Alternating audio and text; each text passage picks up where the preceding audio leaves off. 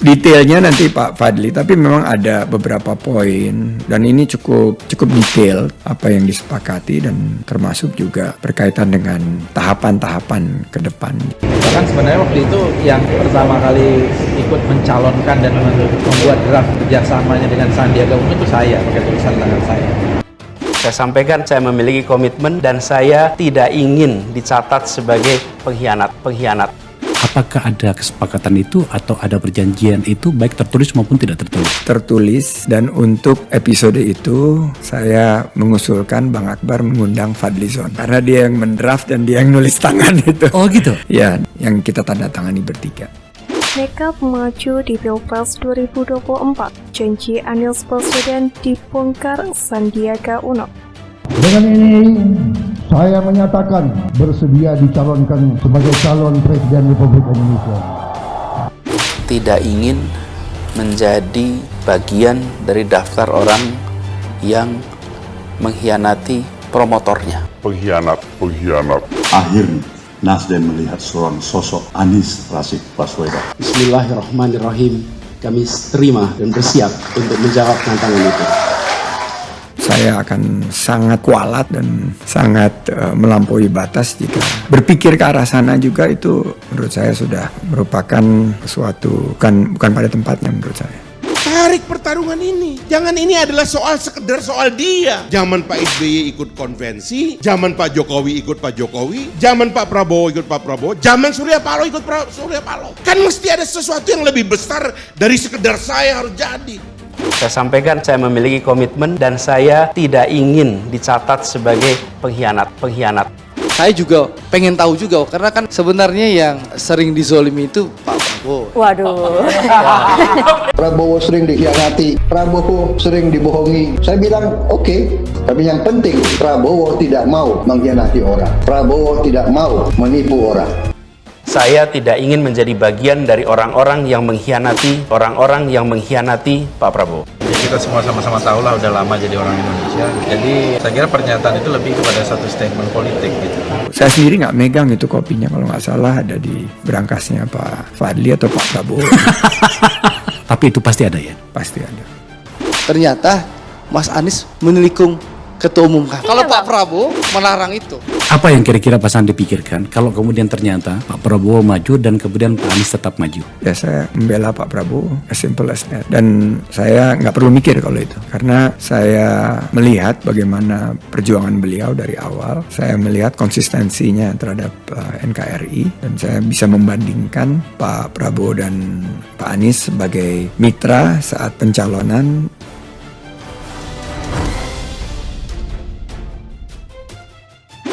Sejak dideklarasikan sebagai bakal calon presiden 2024 oleh Partai Nasdem, pro dan kontra terus mengiringi langkah politik Anies Baswedan. Salah satu narasi yang sempat ramai adalah Anies seperti kacang lupa kulitnya karena akan melawan Ketua Umum Partai Gerindra Prabowo Subianto yang notabene promotornya di pemilihan Gubernur DKI Jakarta tahun 2017. Situasi ini juga membuat janji masa lalu Anies diungkit lagi, yakni dirinya tidak bersedia melawan apalagi menjegal Prabowo Subianto.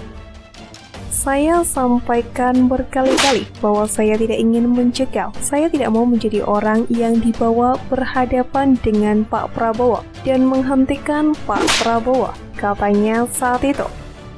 Dan yang cukup mengejutkan, rupanya ada janji tertulis yang menggunakan tulisan tangan antara Prabowo Subianto dengan Anies Baswedan di masa lampau.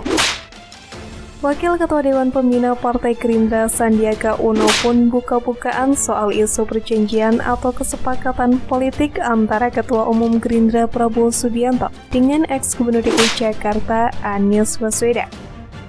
Perjanjian politik tersebut terkait maju di kontestasi Pilpres. Menteri Pariwisata dan Ekonomi Kreatif itu mengatakan perjanjian itu ditulis dan disimpan Wakil Ketua Umum Gerindra Fadlizon.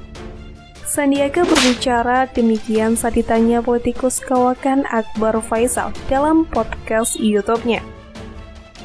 Akbar bertanya mengenai beredar viralnya potongan video yang menjelaskan tidak akan maju Pilpres jika Prabowo nyapres. Ex-anggota DPR itu pun mempertanyakan apakah ada janji politik tertulis ataupun tidak tertulis mengenai hal tersebut. Lalu Sandiaga menjawab ada kesepakatan tertulis. Mantan Wakil Gubernur DKI Jakarta itu pun menyebut nama Fadlizon yang menulis draft perjanjian tersebut. Tertulis untuk episode itu, saya mengusulkan Bang Akbar untuk mengundang Fadlizon karena dia yang mendraft dan menulis tangan, kata Sandiaga dikutip dari FIFA pada Senin 30 Januari 2023. Sandi menyebut draft perjanjian itu ditandatangani oleh Prabowo, Anies, dan Sandiaga. Draft itu disimpan Fadlizon di dalam berangkas. Dia mengaku tidak pegang isi perjanjian itu. Saya sendiri nggak megang itu, kalau nggak salah ada di berangkas Bang Fadli atau Pak Prabowo ya, kata Sandiaga. Namun ia tidak ingin berbicara panjang lebar. Dia menyarankan Akbar mengundang Fadlizon untuk membicarakan hal tersebut agar lebih detail. Figur Sandiaga memang cukup sentral untuk memecahkan kebutuhan di antara dirinya serta kedua tokoh tersebut sebelum adanya perjanjian politik. Hal itu yang berujung dengan membuat, meracik, dan merumuskan draft tersebut. Waktu itu kan ada saya, Pak Prabowo, Pak Anies, dan dia Fadlizon yang meramu itu dalam sebuah perjanjian yang dia tulis tangan sendiri, sebut Sandiaga. Selama meniti karir politiknya, Menparekraf Sandiaga Uno pernah berjuang bersama mantan Gubernur DKI Jakarta Anies Baswedan dan Ketua Umum Partai Gerindra Prabowo Subianto. Dalam kesempatan tersebut, Sandiaga menegaskan jika diminta memilih di Pilpres 2024, dirinya pasti akan mendukung Prabowo, bukan Anies Baswedan. Ya, saya membela Pak Prabowo, jawab Sandi dengan tegas. Sandi lalu bercerita bahwa dirinya pernah berjuang bersama Anies dan Prabowo. Ia melihat bahwa Prabowo begitu konsisten berjuang demi NKRI. Karena pernah bekerja sama kedua tokoh tersebut, Sandi mengatakan dirinya bisa membandingkan.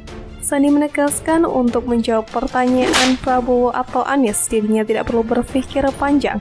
Sandi menyampaikan sosok Prabowo memang sulit dimengerti jika belum mengenal dan dekat dengan yang bersangkutan. Seperti yang diketahui, memang Ketua Umum Partai Gerindra Prabowo Subianto dan Sandiaga Uno baru-baru ini menggelar sebuah pertemuan tertutup usai ramainya kabar Menteri Pariwisata dan Ekonomi Kreatif Sandiaga Salahuddin Uno tersebut loncat ke P3. Dalam pertemuan tersebut, ternyata keduanya membahas tentang bakal calon presiden 2024 dari Partai Nasdem, yakni Anies Baswedan. Hal tersebut diketahui saat Sandiaga hadir menjadi bintang tamu di channel YouTube Akbar Faisal. Hal yang sempat dibahas salah satunya soal Sandiaga yang kekeh membawa Anies Baswedan saat pencalonan di Pilkada DKI Jakarta. Salah satu yang kita flashback adalah waktu saya bersikeras membawa Pak Anies di pencalonan gubernur dan beliau menyatakan sambil senyum-senyum, "Gimana Mas Sandi, jadi keputusan yang tepat atau tidak?" ungkapnya. Meski demikian, Sandiaga memastikan ucapan Prabowo merupakan sentilan terhadap dirinya yang tidak percaya diri. Terlebih Prabowo merupakan sosok negarawan yang tidak akan menjelek-jelekan orang lain. Kita sama-sama tahu Pak Prabowo itu negarawan, jadi nggak pernah bicara jelek tentang orang. Tapi saya tahu itu teguran buat saya karena waktu itu kan saya nggak pede, tutur Sandiaga. Lantaran dirinya tidak berpengalaman dan membuat hitung-hitungan politik, karenanya ia memutuskan mengajak Anies Baswedan. Namun Sandiaga Uno juga memastikan dirinya maupun Prabowo tidak memusingkan langkah politik yang diambil Anies Baswedan saat ini. Pertemuan tersebut juga menghasilkan kesepakatan untuk kepemimpinan pada 2024 mendatang. Dalam kesempatan itu, baik Prabowo maupun Sandiaga sepakat mengusung tema berkelanjutan. Setelah kita review 3 tahun apa yang dilakukan pemerintahan ini dan sebelumnya, itu harus mengusung tema berkelanjutan pembangunan. Kan ada 2, berkelanjutan atau perubahan, dan kami sepakat malam itu bahwa ini adalah tentang keberlanjutan, ini tentang percepatan, ini tentang rekonsiliasi, paparnya. Sampai kami bicara soal resiko polarisasi yang sangat tidak baik, imbuhnya.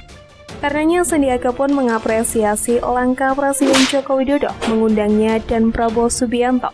selaku rival politik di pemilihan presiden 2019 untuk masuk ke dalam Kabinet Indonesia Maju.